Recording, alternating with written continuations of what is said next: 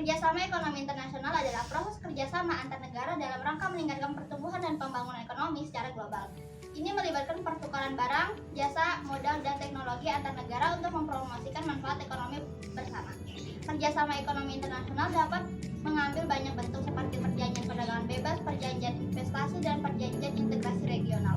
Penting bagi negara-negara untuk bekerja satu sama lain untuk memastikan distribusi sumber daya yang adil dan mempromosikan pembangunan berkelanjutan.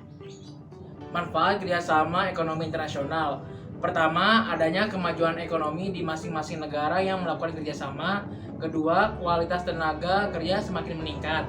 Ketiga, tingginya permintaan barang dan jasa untuk dalam dan luar negeri dapat menekan harga pokok per unit produksi. Yang keempat, membuka lapangan kerja baru. Yang kelima, masuknya modal asing. 6. Adanya kesempatan menimba ilmu pengetahuan dan teknologi dari negara maju. Ketujuh, negara dapat mengimpor barang-barang tertentu yang akan mahal bila diproduksi sendiri. Yang kedelapan, dapat memperkaya daya tawar dan posisi Indonesia di dunia internasional. Baik, yang ketiga itu ada dampak positif dan dampak negatif kerjasama ekonomi internasional. Kita akan membahas terlebih dahulu tentang dampak positif kerjasama ekonomi internasional. Yang pertama, membantu pertumbuhan ekonomi. Yang kedua, meningkatkan lapangan kerja. Yang ketiga, sumber devisa negara. Yang keempat, kemakmuran negara meningkat. Yang kelima, hubungan antar negara. Dan yang keenam, menarik investor asing. Selanjutnya, itu ada dampak negatif kerjasama ekonomi internasional. Yang pertama, harga barang impor jauh lebih mahal dari barang lokal.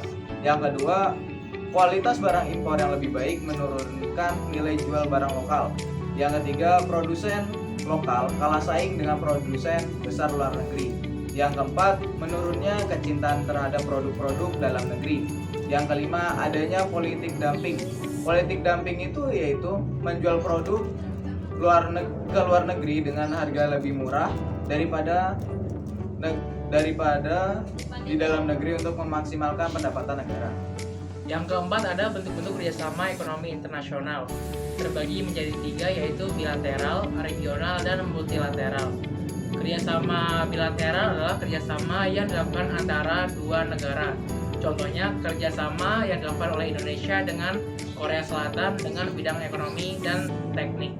Selanjutnya ada regional. Regional adalah kerjasama yang dilakukan oleh beberapa negara yang berada dalam satu kawasan atau wilayah tertentu. Contohnya, kerjasama ekonomi yang dibentuk oleh negara-negara anggota ASEAN yang disebut ASEAN Economic Community. Yang ketiga ada multilateral. Kerjasama multilateral adalah kerjasama yang dilakukan oleh banyak negara di dunia. Contohnya seperti PBB atau Perserikatan Bangsa-Bangsa. Yang kelima yaitu lembaga-lembaga kerjasama ekonomi internasional. Yang pertama ada PBB. PBB atau Perserikatan Bangsa-Bangsa adalah organisasi internasional yang didirikan pada 24 Oktober 1945 untuk mendorong kerjasama internasional. Tujuan utama dibentuknya PBB adalah untuk mengatasi konflik antar negara dan mempromosikan perdamaian dan kerjasama internasional. Baik, di sini saya akan menjelaskan tentang badan-badan yang dibawahi oleh PBB. Yang pertama itu adalah IMF. IMF itu adalah International Monetary Fund atau yang disebut juga dengan IMF. Adalah sebuah organisasi internasional yang memberi pinjaman kepada negara yang telah menjadi anggotanya. IMF merupakan bagian dari Persatuan Bangsa-Bangsa atau PBB. IMF adalah dana moneter internasional yang didirikan pada tanggal 27 September 1945 dan berkedudukan di Washington, Amerika Serikat. Adapun tujuannya adalah untuk memajukan kerjasama internasional di bidang keuangan dan perdagangan. Yang kedua itu ada ILO. ILO itu adalah International Labour Organization. Disingkat ILO, adalah sebuah wadah yang menampung isu buruh internasional di bawah naungan PBB. ILO sendiri didirikan pada tahun 1919 sebagai bagian persetujuan Versailles setelah Perang Dunia Pertama. ILO mempunyai tugas utama, yaitu merumuskan kebijakan perencanaan dan program internasional untuk memperbaiki lapangan pekerjaan dan kehidupan para pekerjaan, serta menyusun standar ketenagakerjaan internasional untuk menjadikan pedoman bagi negara anggota dalam membuat dan melaksanakan kebijakan ketenagakerjaan, khususnya dalam membuat peraturan perundangan ketenagakerjaan. Yang ketiga itu ada WTO. WTO itu adalah World Trade Organization atau Organisasi Perdagangan Dunia. Itu juga mempunyai arti atau pengertian adalah organisasi internasional yang bertugas untuk menata dan memfasilitasi lalu lintas perdagangan antar negara serta mengatasi perselisihan perdagangan antar negara. WTO dibentuk pada tahun 1995 sebagai pengganti dari General Agreement on Tariff and Trade atau GATT. GATT merupakan persetujuan umum tentang tarif dan perdagangan yang dibentuk pada tahun 1947. Tujuan didirikan GATT ialah untuk mengurangi hambatan perdagangan antar negara dengan memperhatikan kepentingan negara yang melakukan transaksi perdagangan. GATT dibubarkan di Geneva, Swiss pada tanggal 12 Desember 1995. Pembubaran GATT dilakukan setelah organisasi ini berjalan berdampingan dengan WTO. Selanjutnya yang keempat itu ada UNIDO. UNIDO itu adalah kesingkatan dari United Nations Industry Development Organization atau UNIDO, merupakan organisasi di bawah naungan United Nations atau UN atau PBB yang bergerak di bidang industrian. Tujuan utama dari organisasi ini adalah untuk meningkatkan sektor industri di bidang perkembangan serta negara dengan ekonomi transisi. UNIDO sendiri dibentuk pada tahun 1966 dan menjadi salah satu badan khusus PBB pada tahun 1985 dengan jumlah anggota 172 negara. Mohon maaf sebelumnya. Oke, yang selanjutnya itu ada FAO, adalah singkatan dari kepanjangan Food and Agriculture Organization. FAO ini didirikan tepat pada tanggal 16 Oktober 1945 dan bermarkas di Roma.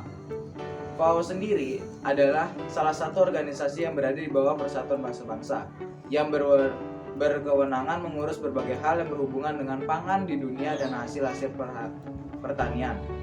Usaha-usaha yang telah dilakukan FAO antara lain memberikan pendidikan bagi masyarakat di negara-negara anggota dalam bidang pertanian dan pangan. Setelah itu memelihara dan melestarikan keadaan tanah maupun air dan memberikan bantuan atau kredit untuk meningkatkan hasil pertanian bagi negara-negara yang membutuhkan. Yang kedua ada ASEAN. ASEAN adalah Association of Southeast Asian Nations, adalah organisasi geopolitik dan ekonomi dari negara-negara di Asia Tenggara. ASEAN didirikan di Bangkok, Thailand pada 8 Agustus 1967 berdasarkan deklarasi Bangkok. ASEAN memperkuat kerjasama di bidang ekonomi, sosial budaya, dan politik keamanan untuk mencapai tujuan bersama dalam meningkatkan kesejahteraan dan stabilitas kawasan. Yang ketiga, AFTA. ASEAN Free Trade Area merupakan perwujudan kesepakatan dari negara Asia Tenggara untuk membentuk kawasan perdagangan bebas. AFTA dibentuk pada waktu konferensi tingkat tinggi atau KTT ASEAN keempat di Singapura tahun 1992. Pada awalnya ada 6 negara yang menyepakati AFTA, yaitu Brunei Darussalam, Indonesia, Malaysia, Filipina, Singapura, dan Thailand. AFTA didirikan untuk menciptakan kesejahteraan ekonomi yang sesungguhnya. AFTA adalah kerjasama dalam bidang ekonomi yang memiliki segudang manfaat, mulai dari menciptakan peluang bagi pengusaha kecil dan menengah, menciptakan peluang ekspor hingga mampu meningkatkan daya asing dalam hal produksi. Yang keempat ada OPEC, Organization of the Petroleum Exporting Countries atau disingkat OPEC, adalah salah satu organisasi dunia yang berisikan negara-negara mengekspor minyak bumi. Organisasi ini didirikan pada 14 September 1961 di Baghdad, Irak, sehingga tujuan OPEC adalah mengkoordinasikan mengenai produksi, harga, dan hak konsensi minyak bumi dengan perusahaan-perusahaan minyak di dunia. Selain itu, dilansir dari website resminya, tujuan OPEC adalah bersama-sama menyatukan kebijakan perminyakan di antara negara anggota. Yang kelima ada APEC, ASEAN Pacific Economic Cooperation, yang selanjutnya disingkat dan disebut dengan APEC, adalah organisasi negara-negara Asia Pasifik yang didirikan di Canberra pada bulan November 1989 bertujuan membangun kerja sama ekonomi. Tujuan utama APEC adalah mendorong pertumbuhan ekonomi dan meningkatkan kesejahteraan di Asia Pasifik. Hal ini dilakukan dengan mendorong dan memfasilitasi perdagangan dan investasi yang lebih bebas dan terbuka di kawasan, serta meningkatkan kerjasama pengembangan kapasitas ekonomi anggota.